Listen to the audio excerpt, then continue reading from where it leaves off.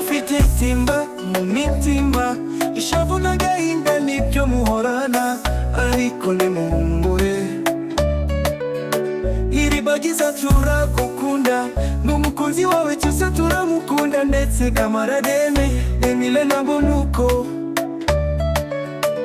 Uhora wibaza uti kuki wabyemeye ariko humura, ntacyo uzaba wowe, ibagiriza Imana igufiteho umugambi, kandi uzishima humura, ndetse uzishimana n'umukunzi wawe ndetse na musaza wawe, kandi tukire ikibazo musaza wawe aragukunda. Ufite itimba mu mitima, ishavu n'agahinda nibyo muhorana, ariko nimuhumure.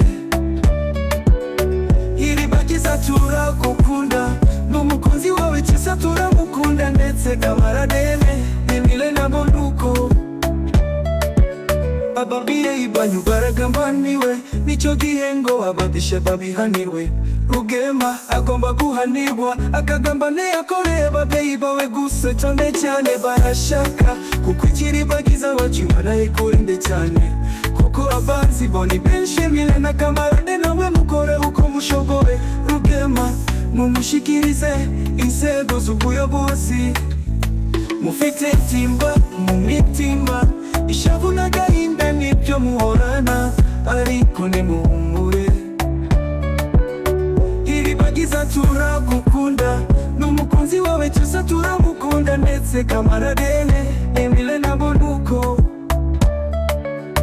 Fabihoni turiteguye gukorana, shake ahagarikire aho, kuko ntibiza mubira be namba nimuhumure. Mufite Imana Kanyana nawe Monyeko, ibyumvisho utabyumvira ubusa, ugomba kuzaba umutonda buhamya, ugomba kwegera Emile na kamarade ukababwira ibyo bumvishe. Mufite itimba mu mitima, ishavu n'agahinda nibyo muhorana, ariko nimuhumure.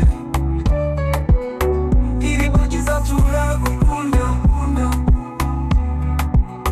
umukunzi wawe cyose